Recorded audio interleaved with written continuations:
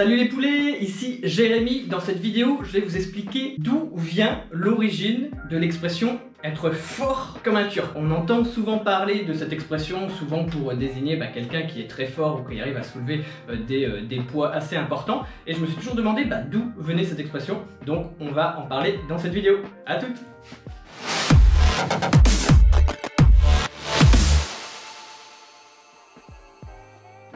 On utilise souvent l'expression être fort comme un turc pour désigner une personne qui a beaucoup de force, qui arrive à soulever des poids importants, qui est assez costaud, assez robuste. Et je me demandais d'où venait cette expression.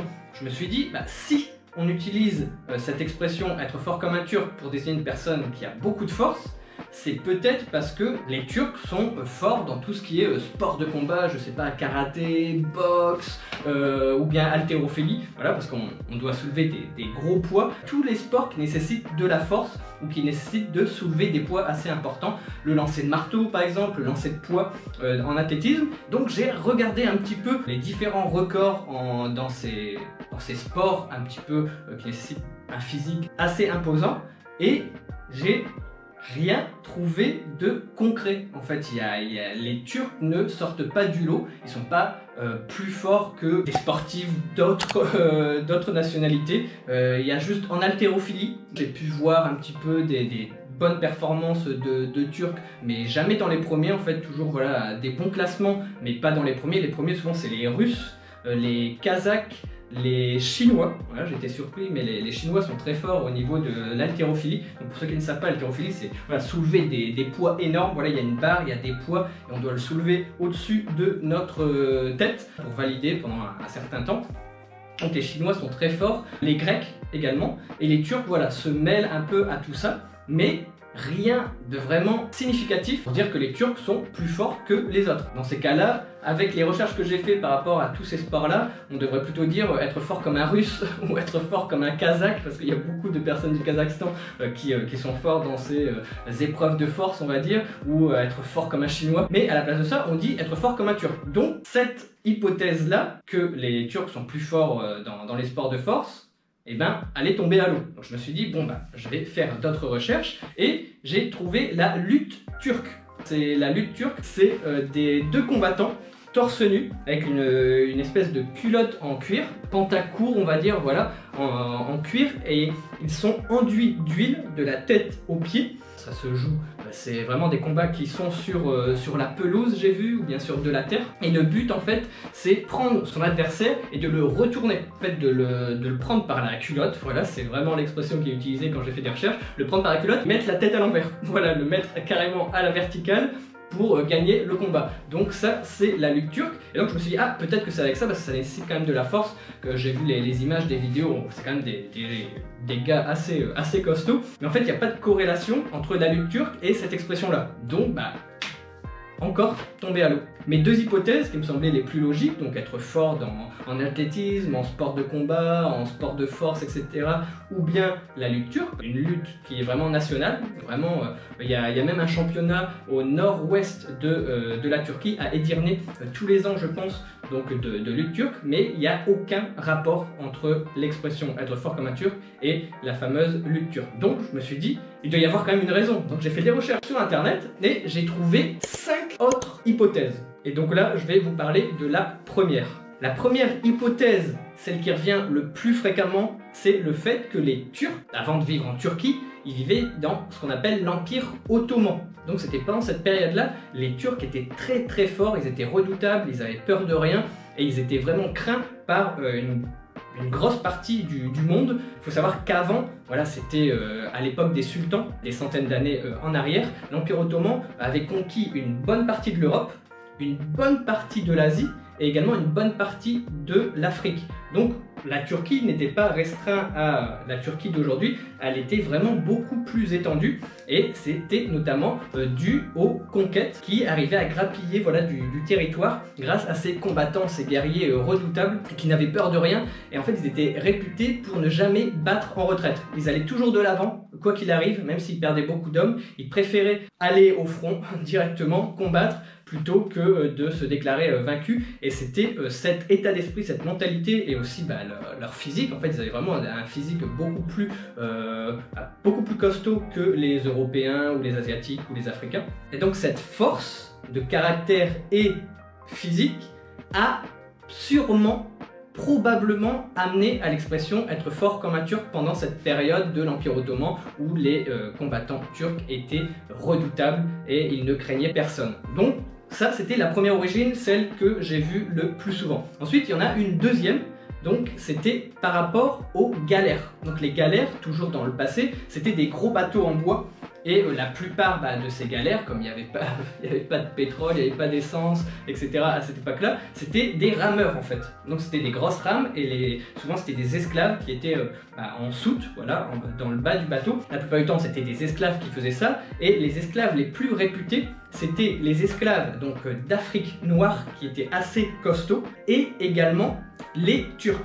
Il y a également un lien parce que pour faire ce travail-là, donc ce travail forcé, hein, c'était des esclaves, et il fallait une force redoutable, il fallait être également très endurant. C'était bien de ramer une ou deux fois, mais il fallait le faire pendant des heures et des heures pour faire avancer le bateau, et surtout être synchronisé, donc il fallait que tout le monde rame au même rythme, donc il fallait une force commune assez importante, et les recruteurs d'esclaves privilégiaient les Turcs et les Africains. Il peut également avoir un lien entre les deux. Il y a des gens qui disent que si on avait vraiment utilisé cette expression « être fort comme un Turc » pour désigner les esclaves dans les galères dans le passé, on aurait plutôt dit être fort comme un Turc des galères et pas être fort comme un Turc. Donc il y en a qui disent que c'est litigieux. Voilà, c'est pas spécialement la meilleure explication, la meilleure origine. Il privilégie quand même l'origine numéro 1 que je vous ai dit, la plus répandue, celle de l'Empire ottoman et des guerriers ottomans.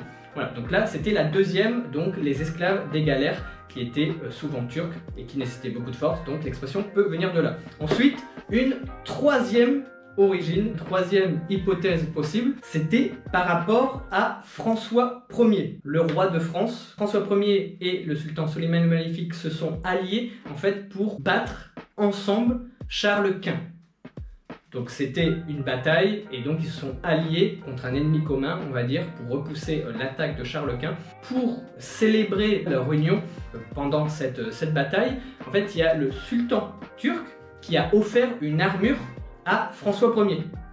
Et la rumeur dit que François Ier, en portant cette armure, il aurait dit « Avec cette armure, me voici dorénavant fort comme un Turc ».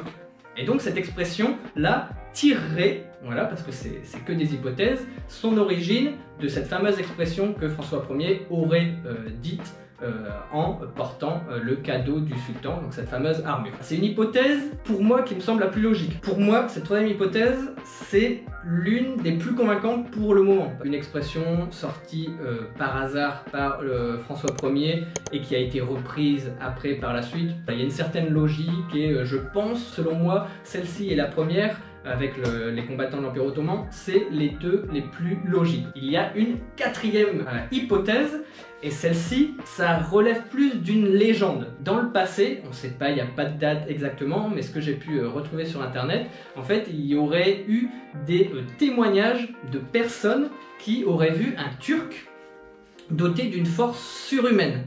Donc, ils disent que ce serait un peu le Hercule, mi-héros, mi-dieu, qui aurait une force décuplée, qui aurait la force de 10 hommes, je pense, ou quelque chose comme ça. Et ce fameux Turc, également, aurait la force d'une douzaine d'hommes. Des personnes, voilà, qui auraient vu cet homme porter un énorme tronc d'arbre à lui tout seul, donc un tronc énorme, gigantesque, et il l'aurait lancé sur plusieurs mètres. Un gars qui porte un tronc et qui le jette, voilà, comme si c'était une baguette de pain, je sais pas. Et donc, pour moi, ça me semble hallucinant parce qu'il disait que ce même tronc porté par une douzaine d'hommes, c'était vraiment très compliqué pour le jeter. Bon, bah, j'imagine même pas si le soulever, c'était déjà une galère. J'imagine même pas les gens le jeter. Et il y en a qui disent que voilà, ils auraient vu cet homme porter un tronc d'arbre à lui tout seul et pouvoir le jeter sur plusieurs mètres, et également de porter des pierres, des roches assez importantes et de les mettre sur son dos. Un peu, moi ça m'a fait un peu penser à Obélix qui porte un menhir sur son dos. Et là, voilà, il y a des témoignages comme quoi ils disent qu'il aurait pu porter une pierre immense, voilà, un rocher ou je sais pas, le porter sur son dos et puis pouvoir le déplacer, marcher avec, alors qu'un homme normal n'était même pas capable de le faire bouger d'1 centimètre. Donc l'expression être fort comme un Turc reposerait essentiellement sur ce fameux Turc qui serait supérieur aux autres. Celle-ci, je l'adore, mais je pense que c'est celle qui a le moins de sens. Par contre, c'est celle qui me plaît le plus parce que de dire qu'il y avait un Turc, un gars qui est arrivé, qui est aussi puissant que 10 hommes, ça c'est magique, on dirait un film. Et donc voilà, elle me plaît bien, mais je me dis que cette expression-là, basée sur un seul individu, ça me semble compliqué quand même parce que cette expression-là, voilà, être fort comme un Turc, elle perdure quand même depuis des années. Donc si l'origine était une seule personne, ça me semble un peu tiré par les cheveux, mais en tout cas j'adore l'histoire. Et la dernière hypothèse, ce serait que dans le passé au temps de la mythologie grecque, il y avait ce qu'on appelle les Olympiades, un peu comme les Jeux Olympiques. Les Grecs étaient réputés pour faire, voilà, pour être des gros athlètes, pour la course, etc. Et ils avaient beaucoup d'épreuves comme ça. C'est l'origine des Jeux Olympiques, c'est ces fameuses Olympiades. Et à cette époque, il n'y a pas d'archives en fait, mais à cette époque-là, les gens disent que les Turcs étaient au-dessus du lot. En fait, il y avait les Grecs qui étaient très forts et les Turcs également, qui étaient très bons dans ces épreuves physiques, on va dire, d'athlétisme. Donc, c'est peut-être de là, de ces fameuses Olympiades où les Turcs voilà, faisaient des bons scores, avaient des bons résultats, que l'expression être fort comme un Turc aurait pu prendre son origine. Voilà donc pour les 5 hypothèses que j'ai pu voir, que j'ai pu lire sur internet pendant mes recherches. J'espère que cette vidéo vous a plu, j'espère qu'elle vous aura appris quelque chose. Moi en tout cas j'ai adoré, c'est la première fois que je faisais une vidéo comme ça, de prendre voilà, une expression, faire des recherches et ensuite la montrer en vidéo. Souvent je vous donne plus mon avis sur des choses à moi, sur ma vie au quotidien. Là c'était un peu différent, j'espère que ça vous aura plu, n'hésitez pas à me dire dans les commentaires quelle est l'hypothèse qui vous semble la plus logique, la plus probable.